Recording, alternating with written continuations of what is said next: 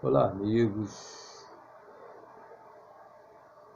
É um prazer mais uma vez estarmos aqui para fazermos menção, da santa e poderosa Palavra de Deus. Palavra essa que é digna de toda confiança e de toda aceitação, que o nosso Deus, Ele é fiel e verdadeiro. Então, quero convidar os amados para nós abrirmos a Palavra de Deus no livro do Apocalipse, no capítulo de número 2, a partir do versículo de número 18, que diz assim a palavra do Senhor: E ao anjo da igreja de Tiatira escreve: Isto diz o Filho de Deus, que tem seus olhos como chama de fogo, e os pés semelhantes ao latão reluzente. Eu conheço as tuas obras, e a tua caridade, e o teu serviço, e a tua fé, e a tua paciência, e que as tuas últimas obras são mais do que as primeiras. Mas tenho contra ti que toleras Jezabel, mulher que se diz profetiza, ensinar e enganar os meus servos, para que se prostituam e comam dos sacrifícios da idolatria. E dei-lhe tempo para que se arrependesse da sua prostituição, e não se arrependeu. Eis que a porei numa cama, e sobre os que adulteram com ela virá grande tribulação, se não se arrependerem das suas obras. E ferirei de morte a seus filhos, e todas as igrejas saberão que eu sou aquele que sonda os rins e os corações, e darei a cada um de vós segundo as vossas obras. Mas eu vos digo a vós, e aos restantes que estão em Tiatira, a todos quantos não têm esta doutrina, e não conheceram, como dizem, as profundezas de Satanás, que outra carga vos não porém. Mas o que tendes, retende-o até que eu venha. E ao que vencer e guardar até o fim as minhas obras, eu lhe darei poder sobre as nações. E com vara de ferro as regerá, e serão quebradas como vasos de oleiro, como também recebi de meu Pai, e dar-lhe-ei a estrela da manhã. Quem tem ouvidos, ouça o que o Espírito diz às igrejas. Soberano e eterno Deus, Pai amado, Deus santo e querido, neste momento, Pai, nós entramos na Tua santa e gloriosa presença e graças te damos por mais esta oportunidade, este privilégio que o Senhor nos concede de adentrarmos a Tua santa e gloriosa presença. E olha, Pai, Deus querido, em nome de Jesus e pelo sangue de Jesus, fazer menção da Tua santa e bendita palavra, para que a Tua palavra possa vir, Senhor, para fortalecer o nosso coração, o nosso espírito e a nossa fé. Então fala conosco, Pai, através da Tua palavra, pois isso é o que nós te pedimos e já te agradecemos, em o nome de Jesus. Amém. Amém, Jesus. Amados, nós vemos aqui nesta palavra, no livro de Apocalipse, livro da revelação, que o Senhor Jesus, Ele está falando com a sua igreja, E aqui ele se refere à quarta carta, Ele se refere à igreja de Tiatira. E interessante é que nessa igreja de Tiatira, Senhor começa falando bem dessa igreja, porque ele começa dizendo: e ao anjo da igreja de Tiatira escreve: isto diz o Filho de Deus, que tem seus olhos como chama de fogo e os pés semelhantes ao latão reluzente. Eu conheço as tuas obras. Eu conheço as tuas obras, e a tua caridade, e o teu serviço, e a tua fé, e a tua paciência, e que as tuas últimas obras são mais do que as primeiras. Irmãos, era uma igreja que estava trabalhando mais do que no começo. Estavam fazendo muitas obras de caridade, estavam fazendo muita coisa boa. E o Senhor Jesus, ele reconhece tudo isso. Ele vê: olha, eu conheço as tuas obras. E as tuas últimas obras são mais do que as primeiras. Mas aí ele diz assim, ó: mas tenho contra ti que toleras Jezabel. Quem é essa Jezabel? Nós sabemos, afinal de contas, que Jezabel foi a mulher do rei Acabe, e que nessa época aqui em que o Senhor está falando, Jezabel já morreu há séculos. Jezabel já morreu há séculos. Mas que Jezabel é essa? Essa Jezabel é espiritual. É espiritual. É uma mulher que se diz profetiza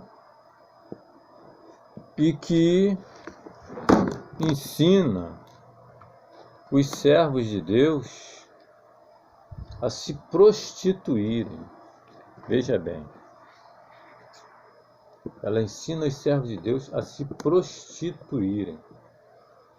E Jesus, ele está falando que tenho, porém, contra ti que toleras a mulher Jezabel, que tem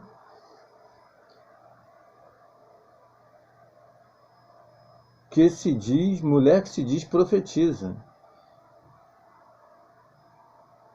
Mas tenho contra ti que tolera Jezabel, mulher que se diz profetiza, ensinar e enganar meus servos para que se prostituam e comam dos seus sacrifícios da idolatria.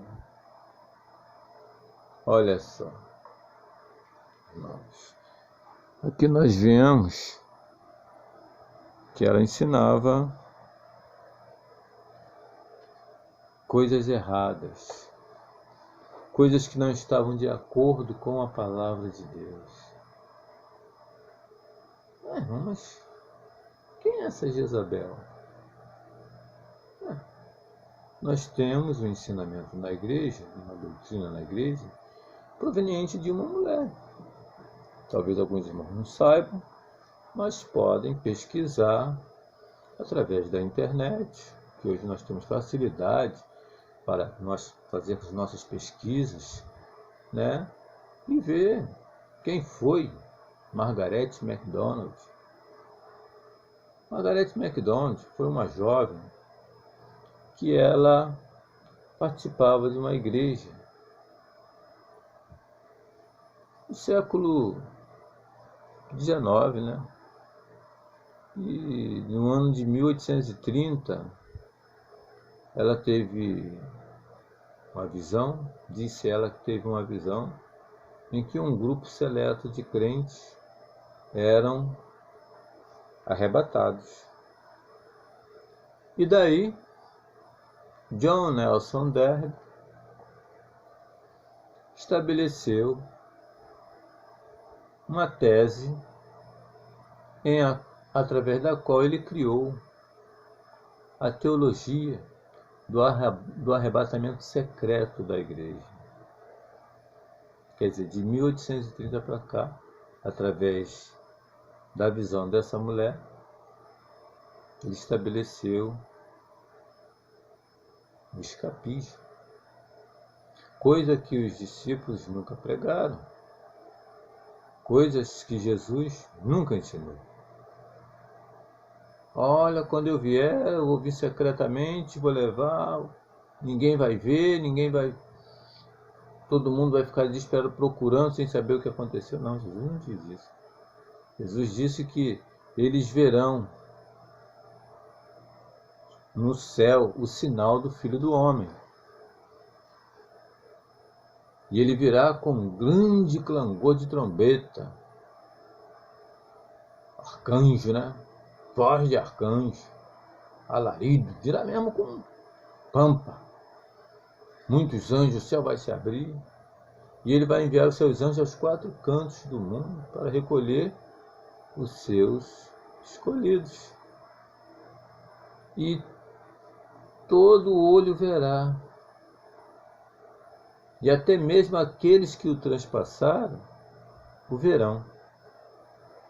Porque como os judeus poderiam se converter e crer que Cristo é o Messias, se eles não vissem? Porque eles são como Tomé. Tomé disse, Senhor meu e Deus meu.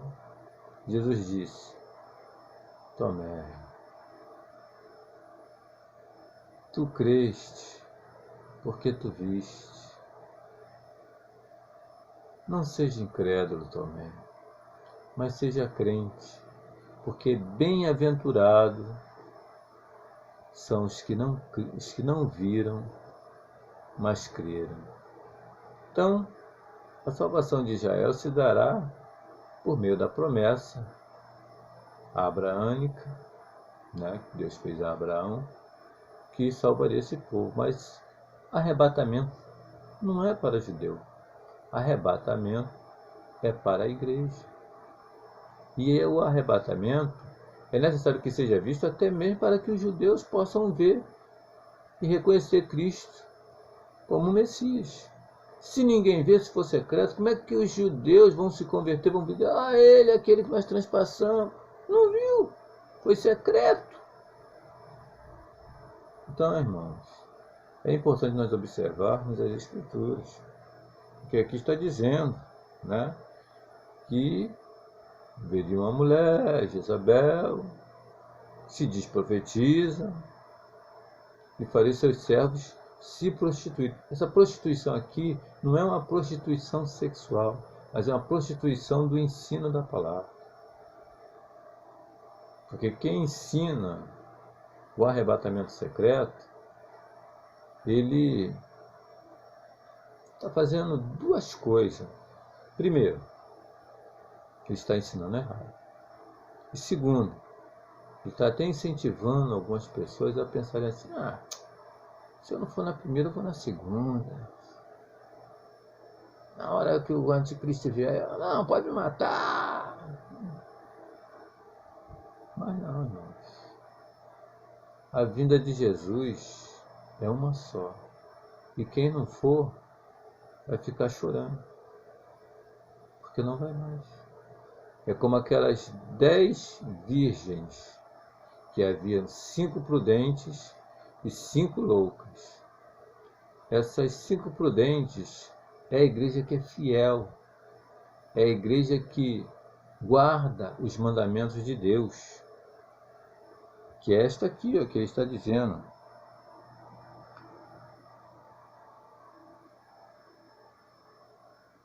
Mas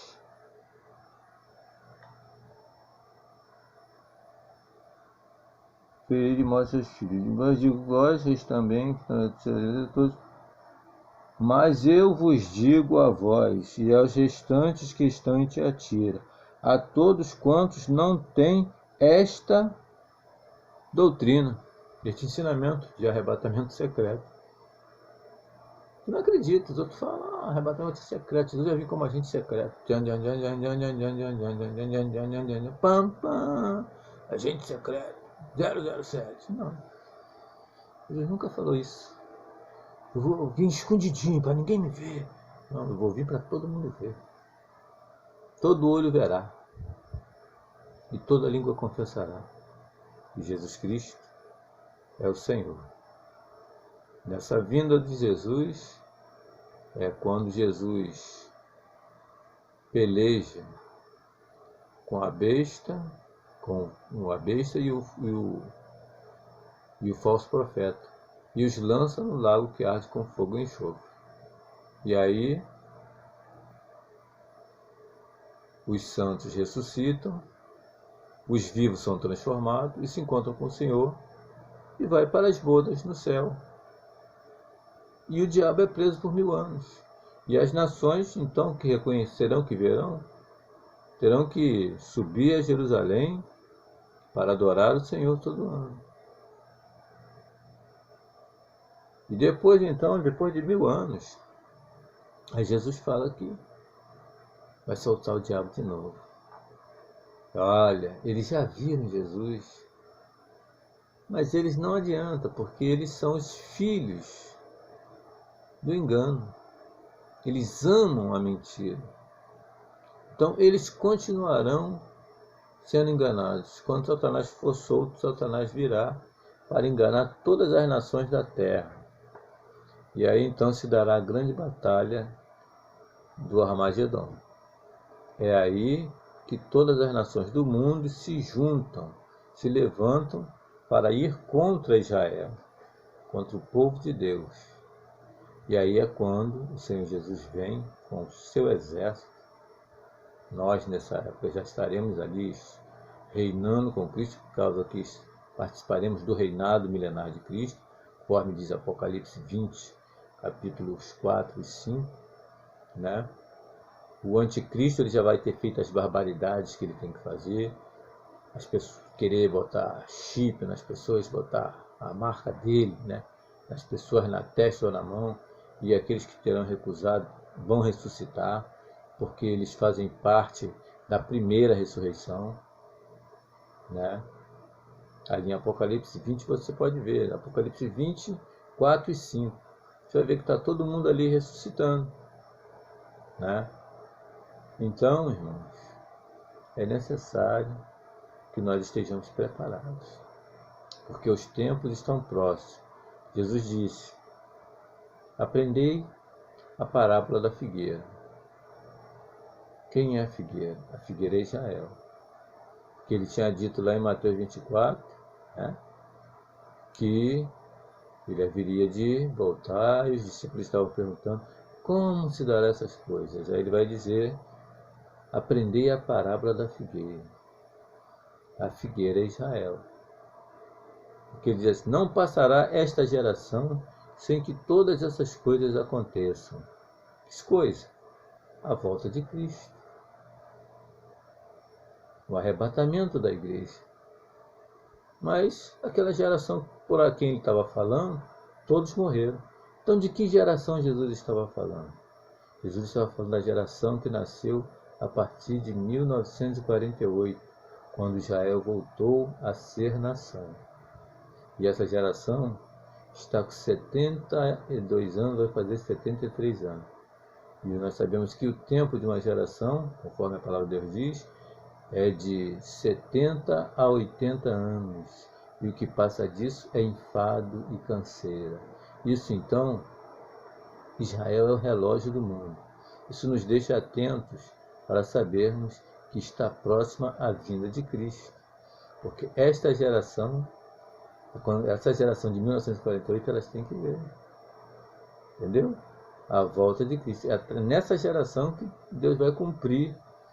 Quando Deus fala assim, ó, não passará esta geração sem que todas essas coisas se cumpram, porque os céus e a terra passarão, mas as minhas palavras não hão de passar. Então, meus irmãos, minhas irmãs, sejam preparados, porque os dias estão próximos e o anticristo está prestes a Deus permitir que ele se manifeste. Porque o que impede que o anticristo se manifeste? Alguns dizem que é a igreja, outros dizem que é o Espírito Santo, mas não é nada disso. A palavra de Deus nos diz, lá no livro de Eclesiastes, capítulo 3, que há um tempo determinado para todas as coisas debaixo do céu. Então o anticristo só se manifestará no tempo que Deus estabeleceu para ele se manifestar. Porque a palavra vai dizer assim, em Tessalonicenses, 2 Tessalonicenses, capítulo 2, Paulo vai falar sobre a vossa vai dizer assim, porque não será assim, sem que antes se manifeste a apostasia. O que é a apostasia? Que nós acabamos de ler aqui. Apostar-se da palavra de Deus e seguir heresias, se prostituir. Então a igreja já está prostituída porque o ensinamento está errado. Porque não há mais milagres, a gente não vê mais um cego ser curado, paralítico, não há mais. Por quê? Porque a palavra está adulterada, né? Então, quando acontecer essas coisas, a volta de Cristo, os judeus eles não serão arrebatados, porque o arrebatamento é para a igreja, mas a igreja fiel, sem manchas, sem ruga, essa será arrebatada, porque Jesus não tem duas igrejas para ele vir buscar uma primeiro e a enrugada, cheia de mancha, a que desprezou ele depois, porque o próprio Paulo vai dizer que é impossível que aqueles que uma vez foram iluminados, receberam o Espírito Santo de Deus e participaram das coisas sagradas e tornaram a cair, é impossível que eles voltem a ser iluminados. Então quer dizer, como é que vai haver salvação depois do arrebatamento da igreja? Alguns dizem, mas aí o homem será salvo pelo seu sangue, porque ele vai ter que morrer negando. Não, eu não vou negar Jesus, vou morrer. Aí ele vai ser salvo pelo seu próprio sangue. É um ensinamento totalmente errado. Se o sangue do homem pudesse salvar, quando Jesus perguntou a Deus já lá no Getsemane, Pai, passa de mim esse cálice. Ele tinha falado, tá, meu irmão, meu filho, bem, que depois o homem vai morrer e pelo sangue dele ele se salva. O sangue do homem não tem valor nenhum, o sangue do homem vai continuar pecador. Não haverá mais salvação para aqueles que se desviaram, para aqueles que não aceitaram a verdade. Acabou. É uma oportunidade só. Ou você pega a oportunidade que Deus está te dando, ou você não pega. Mas depois não tem mais oportunidade. Acabou. Como aquelas 10 virgens, né? 5 prudentes e 5 loucas. As que foram salvas, que entraram pelas bodas, foram as prudentes. As loucas, o que o Senhor disse para elas? Olha, depois na outra volta, quando eu vier, eu pego vocês. Não, ele disse, apartai de mim, não vos conheço. Irmão, nós possamos chegar na presença de Deus e ouvir o Senhor dizer, vinde, servo bom e fiel, entra no gozo do teu Senhor. Que o Espírito Santo de Deus possa continuar nos iluminando, que esta palavra possa, de alguma forma, entrar no seu coração e que você possa examinar através das Escrituras, porque hoje em dia está difícil encontrar alguém que esteja pregando o que está escrito. As pessoas estão pregando muita coisa que vem nas revistinhas da CPAD. Então estão igual papagaio, ensinando o que os homens falaram para eles, e não o que eles aprenderam com Deus através da Escritura. Nós não podemos ser papagaios, nós temos que aprender o que Deus nos fala através das Escrituras e ensinar aquilo que está escrito. Em nome de Jesus, eu agradeço essa oportunidade e que o Senhor nos abençoe. Em nome de Jesus. Amém. E amém, Jesus.